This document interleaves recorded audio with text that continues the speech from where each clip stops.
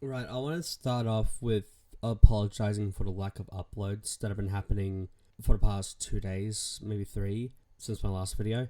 I'm in the process of moving. And anyone knows, lived in Australia, there's a bit of a housing crisis, so I'm moving with my family. And it's gonna be a few days. It's not gonna be like a long pause in videos. I need to make that known. But I am gonna stop for a bit before I set everything up and make videos again. So today, the thumbnail doesn't give it away. I saw Backrooms, and for someone who doesn't know a lot about it myself, I'm not a connoisseur of the Backrooms. I enjoyed it, and like for this whole video, there is gonna be some spoilers. I need to make that known. So if you haven't seen it, this is your warning. And if you want to go spoiler free, I suggest you wait till the movie comes out, or other implications. So I'm gonna start with the positives, and I will try to. There will be spoilers in between because that's the only way I can explain it. So it starts off. I enjoyed it. Acting is solid for the main actors. I don't know their names, but I've seen them in a few projects. Because like one of them is, I believe, from Night of the Seven Kingdoms, another one's from Children of Men, and the other two, and a few others from a few others. Like Mark Duplass is one I know very well because he's from Creep. If you see my other Backrooms video, and so like whole synopsis, if like anyone doesn't know, like from the trailer alone, guy owns a department store, finds a little slither in reality, and he finds the Backrooms, and how Kane approached it, the director Kane, how he approached it, I enjoyed very well. Is that the editing, how he made him go through reality? It wasn't very stylish. It was just simply you cut it through, and there you are. You're going from one place to another. And there's like I'm gonna be going back and forth with the positives and negatives for this video because I am doing this like right after, like an hour after I watched it. There's this one gripe I have. I don't know if it's with everyone else. And I believe this is just me orientated. Was I got very I got very sick, felt very like nauseous watching it, because the best way I can explain it is that it cuts from a VHS camera to a normal cinema camera to VHS to normal, and in between I started getting very sick, if that makes any sense. And the concept for it as well is how he does it in this one is memories. And I'm going to quote a part from the film. Again, this is spoilers. I'm going to be saying spoilers throughout the whole film. I'll probably try to alert it whenever I can in the video when I'm editing this. Is approach a person who has never met a dog and describe to them what a dog looks like. And when they try to draw it, it doesn't come out the same. Like, it works, but there's certain details that are definitely out of place.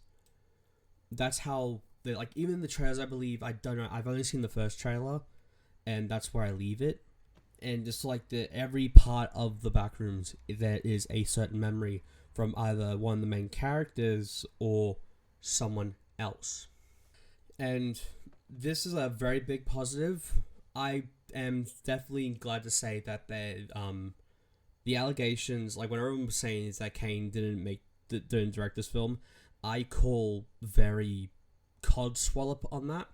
Because like what I'm gonna say here, this isn't a negative. I need to make that known. This is more of, you can feel this is his first time doing a proper feature film, because it's a basic 3-act thing, and each act is technically a different point of view, because you got the main male character, then you got the VHS segment, which doesn't go long, but it goes long enough to make an impact.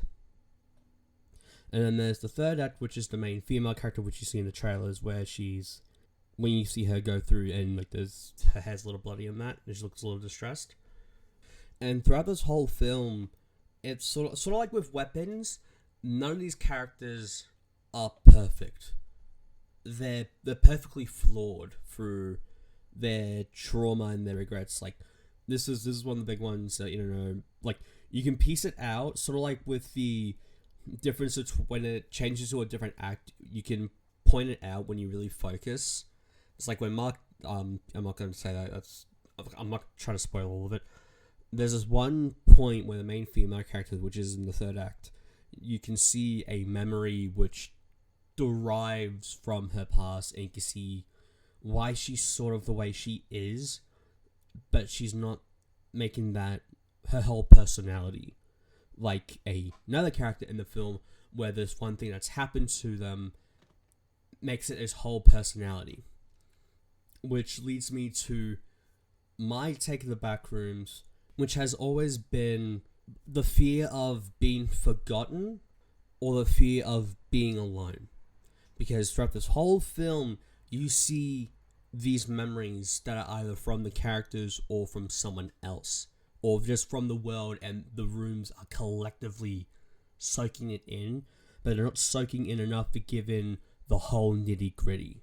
It's like in the trailer, like the trailer is a basic. I'm gonna use the trailer as an example for this, where one of the main characters go through the back rooms, and you see all this furniture on the in the floor of the furniture store. It's all bunched up, and there's chairs that are stacked on each other in a way that it was in a store, but they don't come apart, and I'm making hand actions, and I don't have the camera on. That's something I have to stop doing. But I think this one thing the fans will be a bit disappointed. Okay, I don't really have a problem with it, and I'm kind of glad that they didn't. There's no backroom style music that was made from someone else. The whole soundtrack was made from Kane and another person. It was made by both Kane and Ido Van Bremen. I believe I pronounced his name correct. And he's done some other films. Like, if you're a horror movie fan, he's done The Monkey, and he's done a found footage horror called Afflicted, which I know, but I need to rewatch because I watched it at a very young age.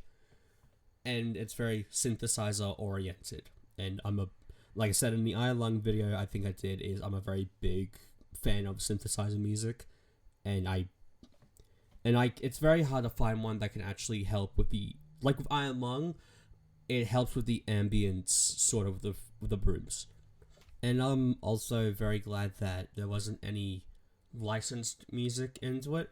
Because for me personally, like, if you want a horror movie done right, or like any movie done right, without breaking a sort of breaking the fourth wall, I feel like you need a music that hasn't been heard before, but familiar enough for you to be in tune with it. And this one is sort of going aside with, but still the thing. Like I said before, in the last Backrooms video I made, it was everyone saying that Kane didn't make the movie, then direct it. I'm highly convinced everyone's just projecting, and it's very annoying that everyone's making a big deal that there's no way someone in their early 20s can make a movie.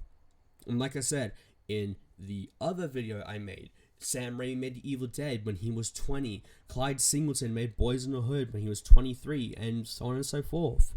Like, it's just annoying and very baffling that people can be attached to that idea, and very insulting to directors at that age. Literally with Corey Baker, who made Obsession, he's at a young age too, but no one said the same thing about him. So why is Kane all of a sudden being ostracized for this? Because no, we can't do that. He's making a horror film. It's very high budget by the looks of it. Like, I'm just getting a bit sidetracked, sorry. But I personally enjoyed the movie, otherwise motion sickness and that. And this whole film and I do enjoy that they justified the VHS aesthetic in this, because this film is based in the 90s. Straight up, it shows before the first POV shot of a VHS camera, which is what opens the film. It's in 1990. And it's very, like I said before, with the memories and the dog thing, you can tell, like, everyone's doing it, because there's a scene in it where one of the characters come out, and it's a place where another character lived, but everything's not right. It's not very bright colors. It's all dull.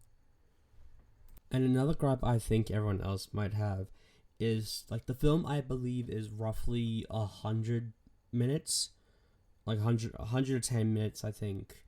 and for the whole time you're there, for me it didn't feel long, but it felt enjoyable, and I see that as a good thing, but I don't think anyone else might, because if you really if you can dwell into the aesthetic and the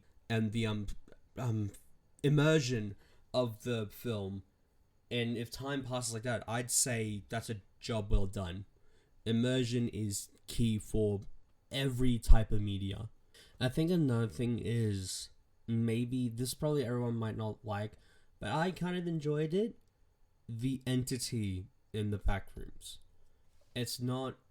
It's like, if anyone hasn't seen the original first video of the back rooms, it's very undescribable. No one can describe the kind of situation. I kind of enjoyed they still went practical with this, because to anyone who doesn't know, the person who was the offspring for Alien Romulus, he plays the entity in the back rooms, and I enjoyed that. It was they still try to keep everything practical, and while trying to mix in with the VFX. And I think there's more practical than there is special effects in this film anyway. So it beats one of the people's allegations saying that the majority of it could be VFX. And I think that's all I have on it. And I do apologize for the spoilers throughout the video, but like I said in the beginning, that's the only way I can explain this. Until then, when I'm done, I'll see you all later.